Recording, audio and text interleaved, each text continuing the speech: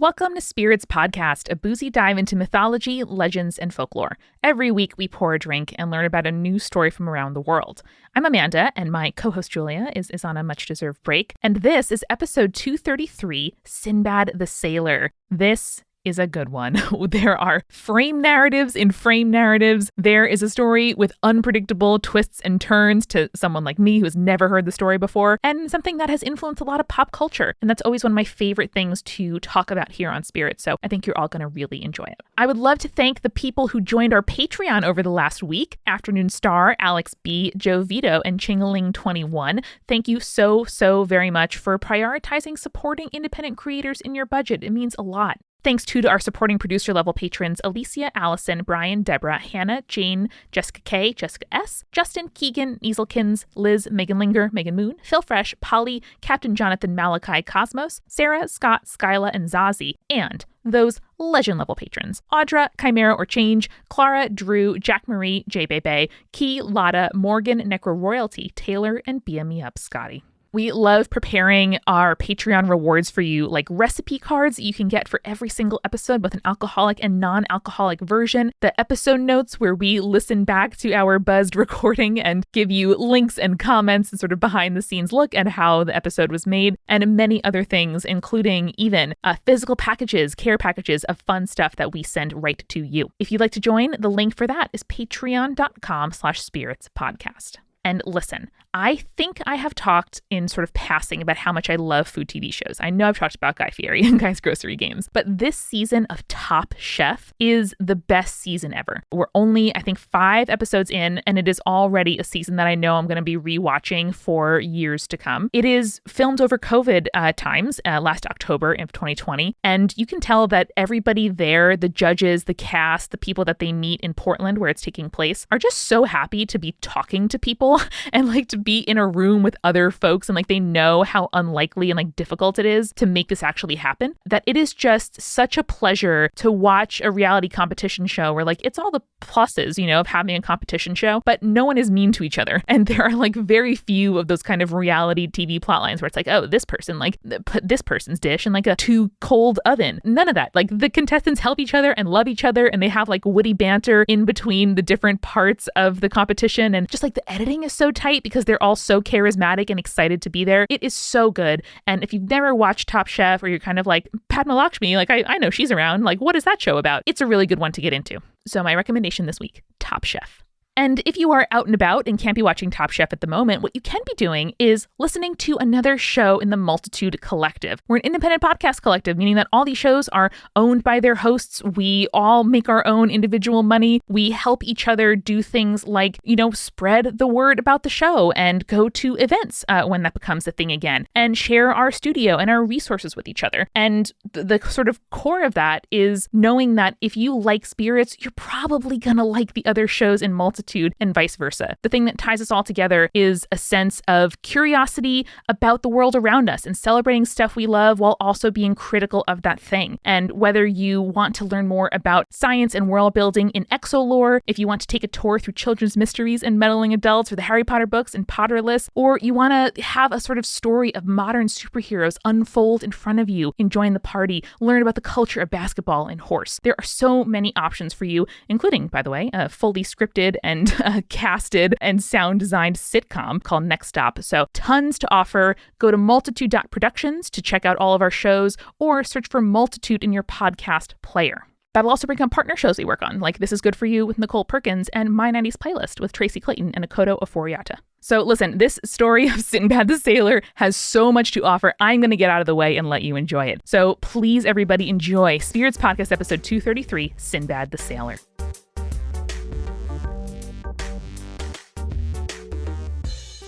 I feel like we were really lucky, Amanda, because when we were growing up, we had this kind of like animated movie renaissance, right? Yeah, we did. I didn't even think that those kinds of movies were exceptional until they stopped being made, or they're much rarer, and this time made by, you know, Pixar and company. So we totally grew up exactly in the Disney, you know, cartoon feature 90s phase. Yeah, I mean, Disney at the time was putting out movies like The Lion King and Mulan and Aladdin and Pocahontas. But it wasn't just Disney either. Like DreamWorks was out there putting out really incredible stuff too. Like Prince of Egypt, obviously a classic. The Road to El Dorado was one of my favorites. I used to watch. I like ran that VHS to the bone.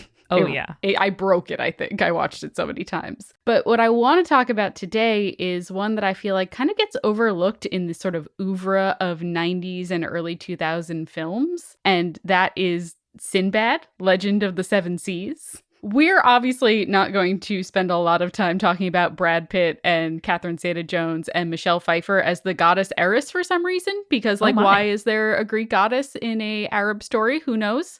I don't know. She is extremely hot, though, in that movie. Like, for an animated hot lady villain perspective, extremely hot. Oh, yeah. But instead, we are going to talk about the story that inspired the film, which is the story of Sinbad the Sailor. Hey, what's up? I love it. It's a nice day outside. We're getting into summertime for us. We have boats to look at longingly from the shore, for me, and I'm ready for it. All right, great. So to get us started with Sinbad the Sailor, we should talk about 1001 Nights, which our Western listeners might know by its other name, which is Arabian Nights. In case you haven't heard of 1001 Nights, it is a collection of Middle Eastern tales collected from various authors, translators, and scholars from like all over Western, Central, and Southern Asia, as well as North Africa. So the origins and history of the Nights is pretty tangled, and like anything with a complex history, is hotly debated among historians. I love a hot debate among historians. I know, there's so many when it comes to the Nights. There's so many. I wish I could just do a full episode on like, here's what historians are fighting about this time with 1001 Nights. But not the time or the place. One of the prototypes that might have inspired 1001 Nights, as we know it, is a Persian book which is called The Thousand Stories. And that ties itself to the Nights that we know mainly because of the framing device that it uses, which we'll touch upon in a moment. But despite its name, however, the Persian The Thousand Stories only features about 200. Oh no, that's a failure of marketing. Unless, is it like a sampling of the 1,000 stories that we're told? Perhaps. Who can say? I believe it's an incomplete fragment, and so therefore we don't know exactly how many stories, but like the amount that we have is about 200. That makes more sense. The earliest fragment of what we know to be the Book of the Tale of 1,000 Nights, according to the scholar Nabia Abbott, actually dates back to the 9th century. Good God. So that's the earliest one, but it's like literally only 16 lines. That's all we have. I mean, we have much less of like Aeschylus and some other writers from even further back. You're not wrong. But like the fact that we know it's there and the fact that we can probably date it to somewhere in the 9th century, very cool. That is very cool. The first reference to the collection with its most common name, The 1001 Nights, appears to have come from Cairo in the 12th century. And then the first printed Arabic language edition of 1001 Nights was published in 1775. And while no copies of that version actually remain, it was the basis of a later edition that was published by the Egyptian government in 1835. Cool. So it's not like the exact edition, but it is the basis of one that we obviously have copies of still. However, the first European translation, which is in French and translated by Antoine Galland, was published starting in 1704 and released the final 12th volume in 1717. That is much earlier than I would have guessed. And is even like much older than the actual like Arab language version that was published later by a good like 60 years. Pretty impressive. Yeah. Yeah. Kind of sad, though. You would think that the Arabic language one probably should have come out first and not the French one, but here we are. Was there an edition in like Farsi or something? Or was it just like not bound and published in that form until that time? It was just not bound and published in that form until that time. Cool. So Antoine Galland published those versions, became extremely popularized, released 12 volumes, and it was based on this Syrian medieval Arabic manuscript, as well as these oral tales that were relayed to Galland by this man from Aleppo whose name was Hana Diab. And Hana Diab kind of was like, hey, here are stories that I have heard from like when I was growing up, and you can include them in your book. And he was like, great, awesome. Hopefully he was compensated properly. I was just going to say, I bet there was not a royalty split when there should have been. So, you know, just want to Just want to put that out there. Probably not. A quick side note on the manuscript that Galland used for his translation, because again, it's one of those things that scholars kind of are hotly debating. Interestingly, the dating for this manuscript is contested because, of all things, the types of coins that are mentioned in the text does not really compare to real-life coin issues from time periods. Oh, fuck yeah, dude. So I don't know the exact details, but God, I kind of love this stuff because it gets scholars to just start writing these really fun passive-aggressive papers about how their colleagues are wrong, because obviously this fake coin is a reference to this real coin and not that real coin, David.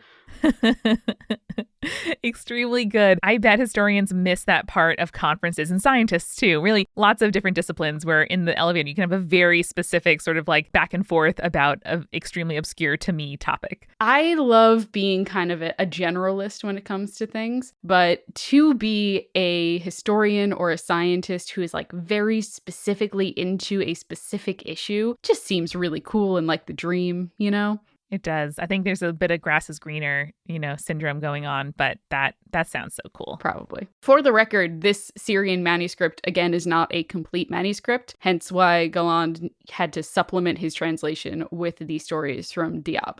So because we know that 1001 Nights was never really like a single work, but rather a collection of works compiled together, what ties these together? What does? As I mentioned before, Amanda, 1001 Nights has a framing device. I love framing devices. So Julia, important. we love a framing device. I love framing devices. I love it. It is like the single best takeaway from doing an English degree is an appreciation even more so than before about framing devices and metatext, which is like the stuff that wraps around a story, like the book and the binding and all that kind of good stuff. Yeah. This framing device that 1001 Nights uses has been around since at least that early Persian manuscript, The Thousand Stories. The framing device probably deserves an episode all on its own, but I will give the shortened version here and maybe we'll revisit it at some point because I really like it. So this is the story of Shaharazad.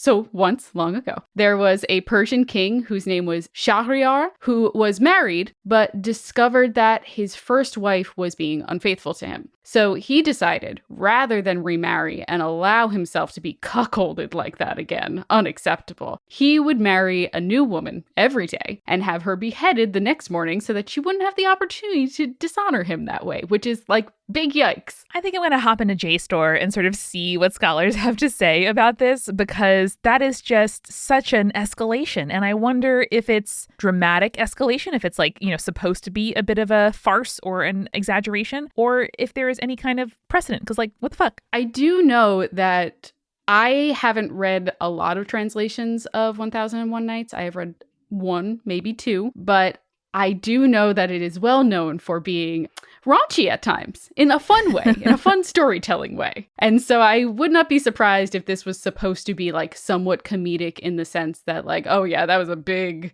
kind of overreaction by that dude. Yeah. He makes his bloody way through all of the women with noble blood in his kingdom. And then finally he's like, well, who am I going to marry next? And the vizier, the kind of like political... Julia, I've listened to Wicked. I know what a vizier is. Or you've seen the movie Aladdin. You know what's up. This guy, not evil though. So he offers up his own daughter, Shaharazad, as the next bride. In some versions, it's like Shaharazad is like, hey dad, I got this. Yeah. I'm going to volunteer. And he's like, no, please don't. And she's like, no, I got this. But here is a great description of Shaharazad from Sir Richard Burton's English translation of the Nights. Shaharazad has perused the books, the annals, the legends of preceding kings, and the stories, examples, and instances of bygone men and things. Indeed, it was said that she had collected 1,000 books of histories relating to antique races and departed rulers. She had perused the works of the poets and knew them by heart. She had studied philosophy and the sciences, arts, and accomplishments. And she was pleasant and polite, wise and witty, well-read and well-bred. She would have been a great co-host to Spirits. She would have been. You can replace me with her. It's fine. I'm okay with that. Listen, maybe we can alternate. Or maybe we can have a third co-host on. It'll be fine. All right, great. But she sounds incredible, right? She's great. Yeah.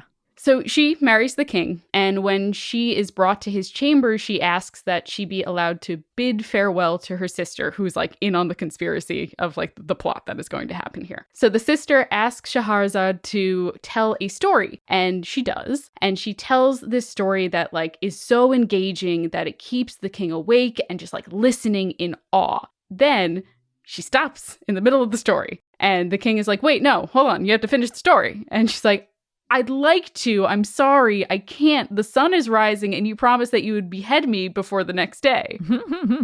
And the king's like, well, shit. Okay, I really want to hear the end of the story though. So, okay, I will spare your life for one more day so you can finish telling me the story tomorrow night. The next night, she finishes the first story, but starts telling a second story. That's it. Even more exciting than the first one. And then she stops again halfway through, and the king does the same thing so that she can finish her story. This is why I can't read whips, Julia. This is why when I am going through Archive of Our Own, reading more fan fiction for White Collar or Suits, or my favorite USA Network dramas from the late 2000s, I have to check the box for complete only, because the experience of waiting for the next installment is too much for my little heart. Well, luckily for Shaharazad, that like too much for the heartness is what keeps her alive. I love it. So the king keeps her alive day after day, and at the end of 1001 Nights and 1,000 Stories, Shaharazad is like, I'm sorry, I have no more tales to tell you. But at that point, the king is like, very much in love with her and like can't even consider killing her. And so they stay together. Incredible. And this is really quite a kind of romance novel trope as well. Or rather, it shows the things I love about romance novels, which is where you start and you're like, I know that in the end they're going to get together, but how the fuck do they get there? And just knowing that it's sort of like an impossible situation that the author still finds a route through. It's like a locked room mystery, you know, where it's like, I know there's a solution. I don't know what the hell it is. Yeah. I love that. And Amanda, that's just the framing device. Sinbad is one of the stories that Shaharazad tells the king and is among one of the most famous of the stories that comes out of 1001 Nights. Ironically, however, the Sinbad story itself also has a framing device. We love it. Probably because the story predates the 1001 Nights publication and stuff like that and existed as its own standalone story. So obviously they would have needed a framing device for it at its own time. But the story begins in Baghdad, specifically around the reign of Harun al-Rashid, who's a real person, who ruled from 789 to 809. Wow. The story kind of starts with this poor man who is known as Sinbad the Porter, who is walking the streets of Baghdad, lamenting of his lowly status in society. He's like, my feet are tired. I've carried people's stuff for my entire life. This blows. So he rests on a bench outside of a rich man's home, and inside he can like hear all of this music playing, can hear people singing and laughing. Like a breeze goes by and he can smell this delicious food and wine. Looks by and he sees the courtyard of the house with its beautiful trees and plants, and there's birds singing in the trees. And he just kind of exclaims like, oh, this is unfair. All of this is unfair. Some people just have all the luck and all the fortune, and it's just not right. However, someone inside hears him kind of lamenting out loud about his plight and invites him into the house to dine with him and the others. The man turns out to be the owner of the home, and it is quickly revealed that his name is also Sinbad. But he is not Sinbad the Porter, but rather Sinbad the Sailor. Interesting. Who goes on to tell the man the story of his life and how he made his wealth. Oh my goodness. So he kind of starts it off with this little poem that he recites for the porter. It's like supposed to be a poem that exists in real life, but it's not credited, so I don't know who actually wrote it. He says, by means of toil shall man scale the height. Who to fame aspires mustn't sleep o' night. Who seeketh pearl in the deep must dive, winning weal and wealth by his main and might. And who seeketh fame without toil and strife, the impossible seeketh and wasteth life. Which is very pretty, but also a little bit too much like pull yourself up by your own bootstraps for my taste. Especially since, fun fact, Sinbad did in fact inherit a lot of his wealth from his parents, but then he ended up spending it recklessly. Oh my God. My sort of like capitalistic, like social climbing, can't you just try alarms were totally going off there. This poem does transition us into the tales of Sinbad, his 7 voyages. So this is Sailor Sinbad sort of self-aggrandizing, and like self-mythologizing to poorer Sinbad, who probably is like getting a good meal and off his feet for finally an hour. 100% what's happening here. So Sinbad is like, I'm going to tell you this story, have some wine, eat some food. It's going to be great. I also want to say this was totally my fantasy. When I was first out of college and living in like Upper Manhattan, I would walk down to the Upper East Side, which is like quite an affluent neighborhood, and just sort of like linger outside of beautiful brownstones and sort of fantasize about like an old person being like, young lady, you look like you're up and coming and need a hand. Let me give you my brownstone. The true New York dream. Oh, yeah. Like anytime I'd give up a seat on a subway or hold open a door for somebody, I didn't need thanks, but I wouldn't have said no to like an inheritance. You know what I mean? Yeah. You know, you want someone to be like, my children are spoiled and don't deserve my money. You struggling artist, you should take my millions. Yeah. To be clear, I'd love the relationship. I'd love to learn their wisdom, be their friend, hang out.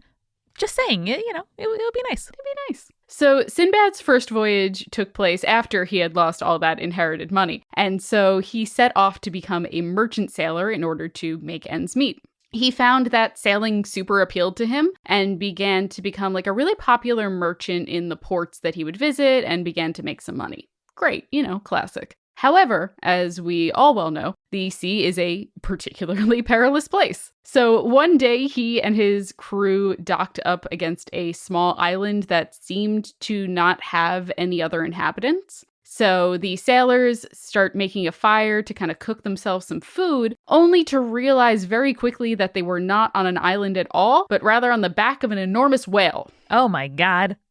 So with a fire burning on its back, the whale dives deep into the ocean, which leaves Sinbad kind of drifting on a piece of wood while the rest of the ship flees from this angry whale. Also getting real Pokemon Snap vibes in a very pleasant way. Okay, good. I'm glad. So Sinbad is stranded and he remains floating in the sea until he luckily drifts onto the shores of an island. On that island, he is found by this horse groom, like a stable guy, who is trying to save a horse that is being like attacked by another powerful mythical seahorse. Not like a seahorse like the creature that we know, but a horse from the sea. Oh my goodness.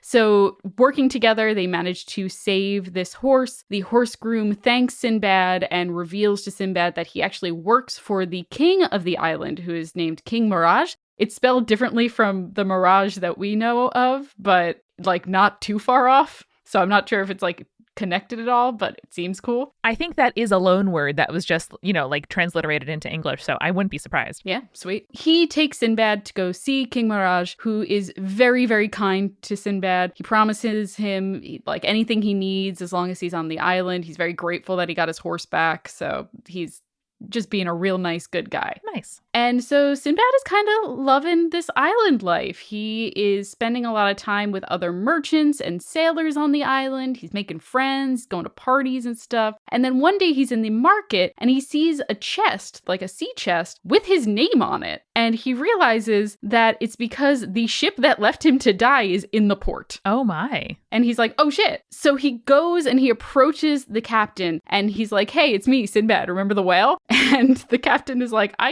what? You were supposed to be dead. No, you can't be Sinbad. But eventually he manages to finally convince him, like, yes, I'm Sinbad. Here's what happened. It's me, Sinbad. You're probably wondering how I got here. Almost exactly. So now that he's found his ship, he wants to return home. Obviously, he's like, this island is really nice, but, Baghdad's my home. But he goes and he thanks the king for taking care of him while he was on the island. And he gives the king some of his belongings as gifts. So like the ones that he had left on the ship that I guess his fellow sailors hadn't sold for scrap or whatever. And the king is like, oh, since you're giving me gifts, let me give you some gifts. And Sinbad kind of walks away with nicer gifts than he gave. Aw. Which kind of gives him this idea. And so when he's returning back to Baghdad, in each port that they stopped in, Sinbad would trade the gifts that he was given for items of more value and then kept trading until he was incredibly wealthy by the time he arrived back home. Julia, it's the paperclip to a house thing. Literally in my notes, that's what I wrote.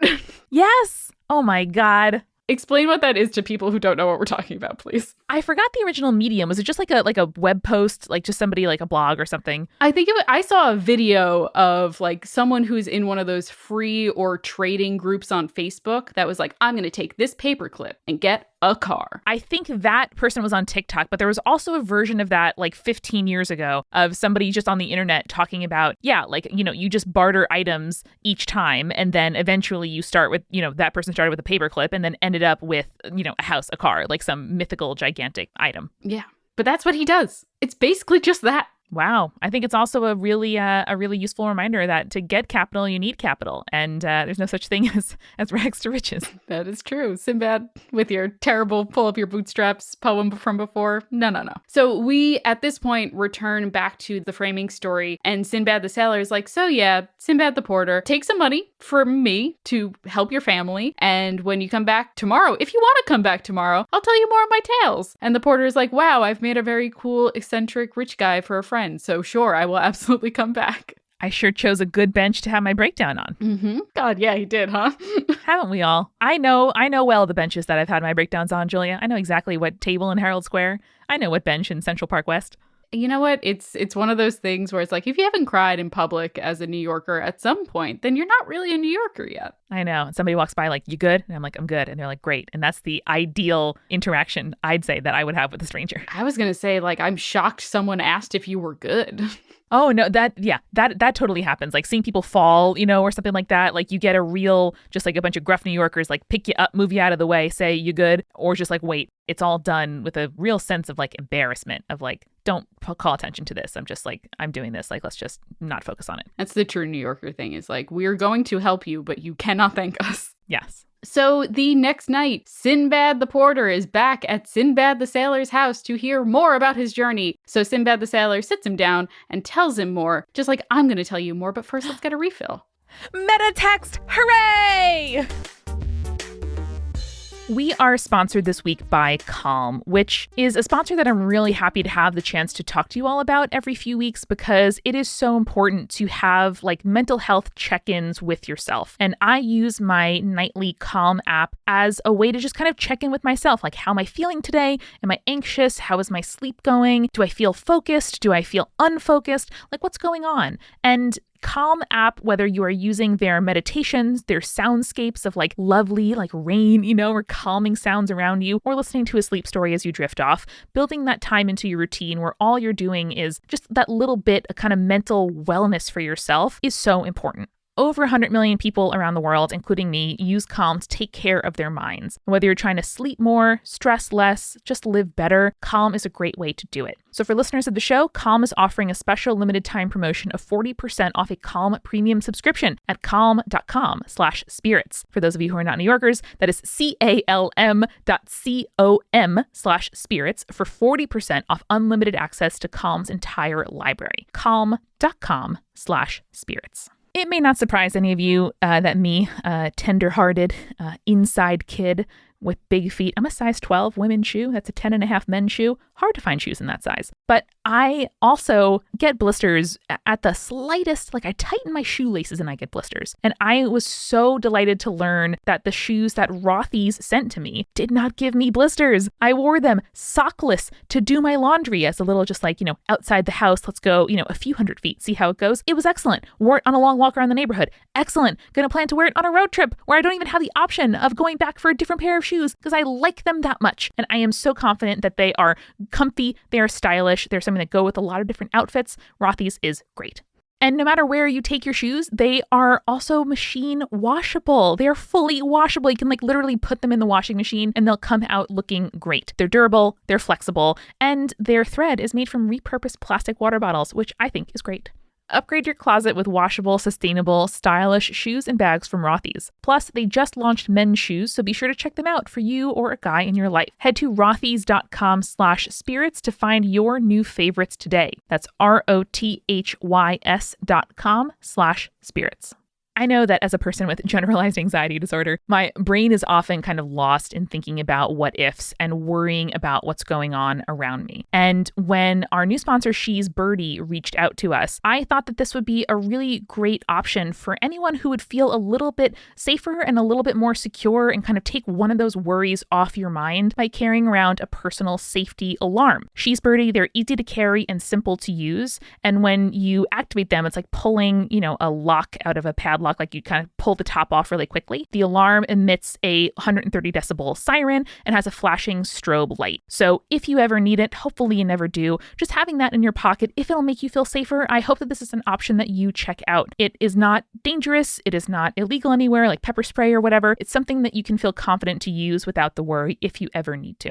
It is also very stylish, very millennial. They come in multiple colors and they have a sturdy keychain so you can attach it to your keys, your bag, keep one in your backpack, one in your purse. It's just, I think, a good option to look for if it is something that will make you feel more secure and take one of those anxieties off of your mind. So if that is of interest to you, right now She's Birdie is offering our listeners 15% off your first purchase when you go to shesbirdie.com/spirits. Go to She's Birdie, that's spelled SHESBIRDIE.com/spirits for 15% off your first purchase. shesbirdie.com/spirits. So since we're sailing with Sinbad in this episode, I wanted a more nautical drink, and I was remembering a time where I was at this like beachside bar and they had a drink called Tomorrow We Sail, which I really liked. I love that. And I thought it was really fitting because not only is it a nautical-inspired drink, but it also has that kind of similar promise to both of our framing devices. There will be more adventure tomorrow. Oh, I love that. It's a little bit of champagne, a little bit of port wine, some dark rum, and then a splash of orange liqueur. I like Cointreau. Do whatever you'd like, though. And then you'll get your sea legs in no time. Delish. So, Sinbad's second voyage. Sinbad's like, yes, I'm now very rich, and that's great and all. But being rich in just one place, kind of boring, to be honest. So he misses the sea and decides to set sail again. He sets out with a crew, and once again, they find themselves docked in a seemingly uninhabited island. Can I guess what the problem is this time? Go for it. Okay, are the trees actually sentient? No, but good guess. Are there mythical creatures that run them off? You got it. Well, kind of. You'll see. All right. Luckily, this time, Amanda, no whale. The sailors go out, they explore the island. Sinbad is loving this island. It's so nice. It's so great. And he's just like, I'm just going to like take a quick break, and then just starts like napping in the sun. Great. However, by the time he wakes up, he realizes that the crew has once again left him behind. God damn it, Sinbad. They're just like, we couldn't find him, so I guess we gotta go. Oh, man. So stuck on this island, Sinbad decides to explore it a little bit more. He's like, maybe I'll find my way off if I just kind of look around a bit. He discovers this massive white orb and then quickly realizes that it's not an orb at all. An eye? It's an egg. Okay. Also good. An egg of a mythical and dangerous bird known as the Roc. Oh, the ROC? So Sinbad realizes that despite this being the nest of an extremely dangerous creature, this might be an opportunity. This is a man who likes opportunities, Sinbad. He wants off this island. And so what he does is he hides in the nest, he waits for the Roc to land, and then he straps himself to the bird's leg and somehow does not die during this plan. I don't understand how this happens. Of all the versions of finds the egg of a mythical creature, this is kind of the best one. Yeah. You don't disturb the egg, you don't kill anybody, you don't like take over their nest, you're just hitching a ride to somewhere else. Yeah, there you go. So the bird takes flight, carries Sinbad away from the island and to a faraway valley, which is good because no longer on the island, great, but bad in several other ways. Tell me more. The valley is impossible to climb out of, which means he's stuck again. Not great. No. Secondly, the valley is filled with the Roc's favorite kind of food, which is huge snakes that can swallow an elephant. Oh no. I hate when that happens. Terrible. Also, he's really hungry and he has no provisions. May I also say, Julia, that I think this is a really good reminder that sometimes the thing you can live with is fine. I have been through 3 pillows in the last 2 months because the one I was laying on, I'm like, I feel like there could be a better pillow for me. And then all the other ones I tried are worse. And I threw out the first one because it was very old. I just noted that trend in myself. And I now just want to encourage everybody else that, like, if your apartment's fine, especially if you live somewhere like here in New York where the apartments you can afford are probably usually bad, you know, if it's fine, that's good. That's better. Don't trade the problems you can deal with for problems you can't. Yep, that is true. That is true. Unless you're very sure of the thing that you're moving into. Like, don't take those risks. I don't want to come out off like anti-adventure or anything. And I'm all about like self-improvement, like trying the thing, go for it. But sometimes okay is fine. Yes. And I just want to encourage us all. If your depression meals are fine, stick with those depression meals. Don't worry about it. It's better than not eating at all, right? Better than not eating at all. Which is the problem that Sinbad's having right now. He's not eating at all. Oh, damn. So the situation's very dire. The only plus side of being stuck in the valley is that the valley floor is covered in diamonds for some reason. Oh. But that doesn't do anything for Sinbad while he's stuck. He can't eat those diamonds. Sure can't, Julia. But Sinbad, as we've kind of come to figure, pretty smart guy. He realizes that the rook kind of feeds during the day, so most of the snakes hide during the daytime so that they won't get eaten. So he figures this out. He has to hide and stay awake at night, which is kind of rough because he's growing more and more tired. And when he attempts the next day to kind of nap during the day, he is woken up by, of all things, huge slabs of meat that seem to be falling from the sky. Oh. Didn't see that one coming. No, I didn't either. It takes him a moment, but then Sinbad realizes he knows where he is. So this is a valley where merchants, knowing that there's diamonds at the bottom of this valley, would throw meat into the valley, hoping that diamonds would stick to the meat and then be carried away by like eagles and things like the rock back to their nests, which then the merchants could raid and then make that bank. Okay. I mean, not the worst plan I've ever heard. A little convoluted, but not terrible. Probably worth chunky diamonds, if I had to guess.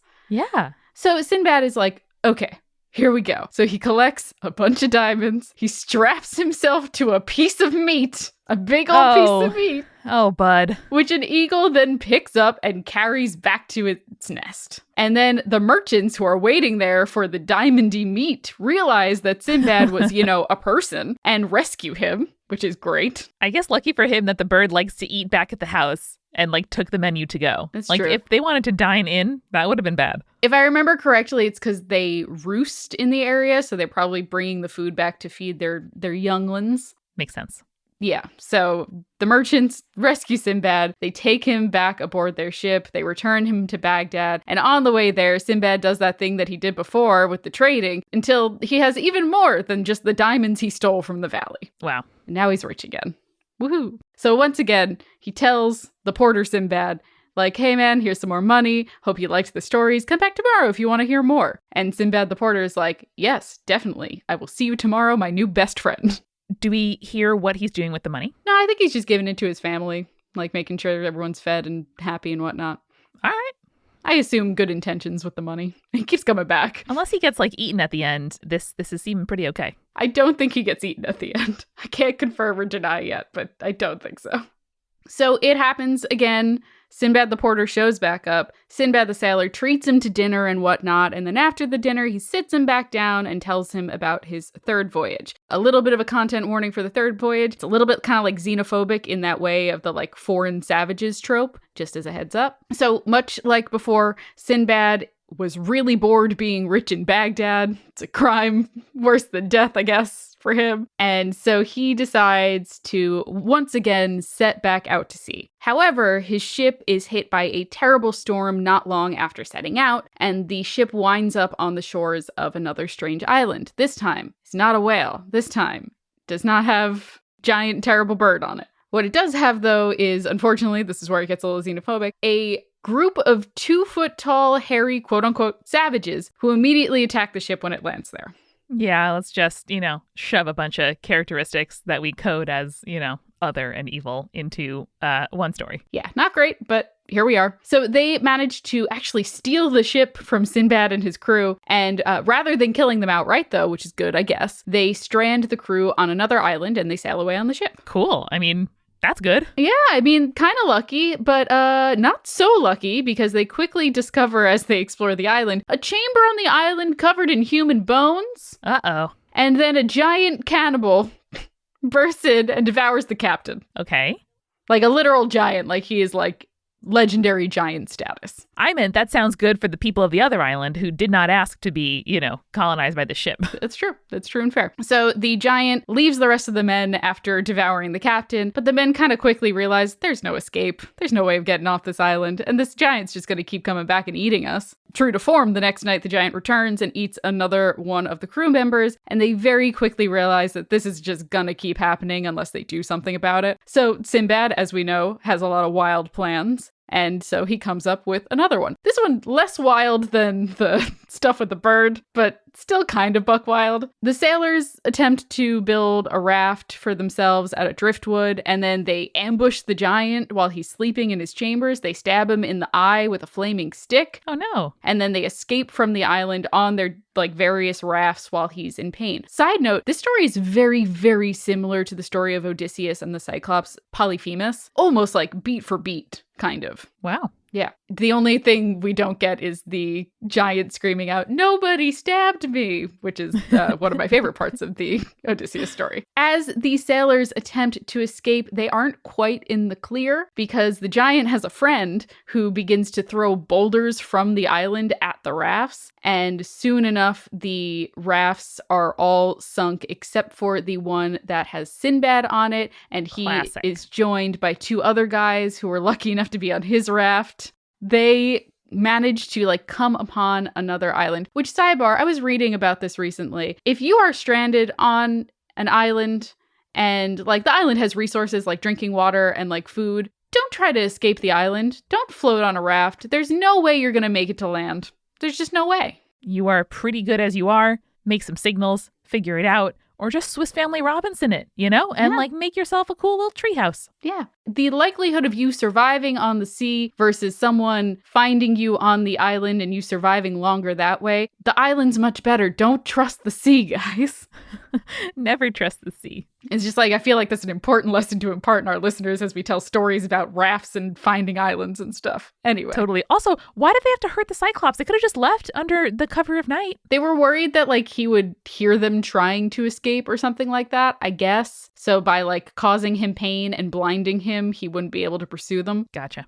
Sinbad and those two other guys who are lucky enough to be on his raft, they find another island. But of course, this one's dangerous too, because why not? I'm just charmed by Sinbad and those two other guys as a pretty good band name. It's a pretty good band name. It wouldn't be a long-lasting band, though, because they're attacked by a giant snake who swallows one of the crew members, and then the next day, the other, until Sinbad is alone. Ah, classic. But because Sinbad is just the luckiest son of a bitch on the planet, before he can be eaten the following day, a ship sails by and rescues him. Very lucky. Again, stay on the island. A ship will sail by and rescue you.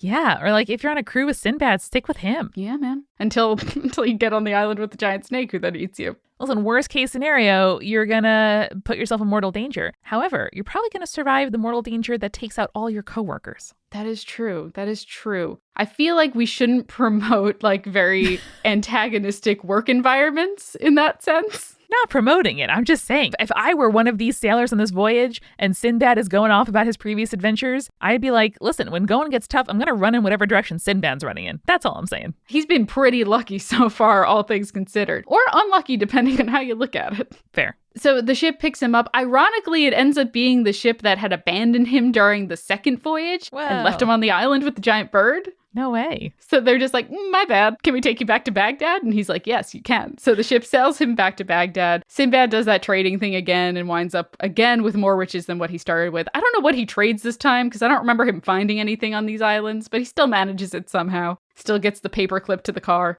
And once again, Sinbad the Sailor ends his story there, hands Sinbad the Porter some more money, and is like, okay, my guys, see you next time.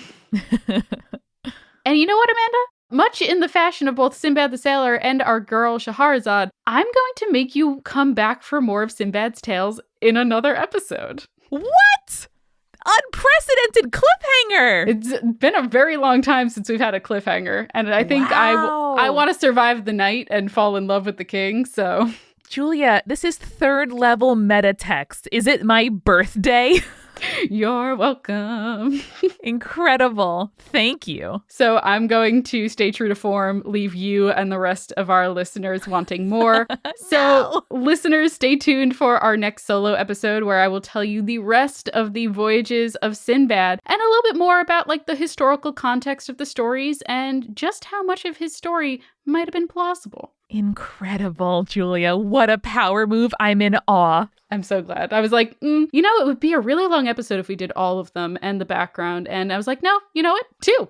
We get 2. It's so good. Well, I'll be just waiting on tenterhooks for the next 4 weeks, but I cannot wait for part 2.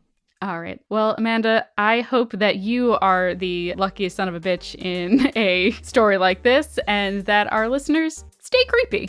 Stay cool.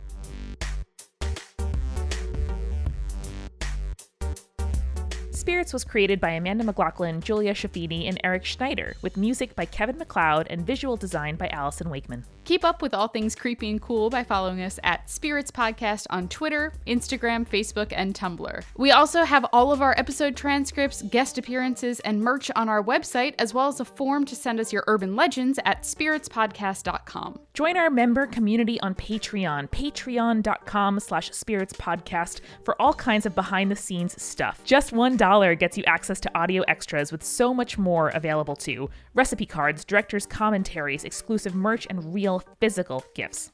We are a founding member of Multitude, a collective of independent audio professionals. If you like spirits, you will love the other shows that live on our website at multitude.productions. And above all else, if you liked what you heard today, please share us with your friends. That is the very best way to help us keep on growing. Thank you so much for listening.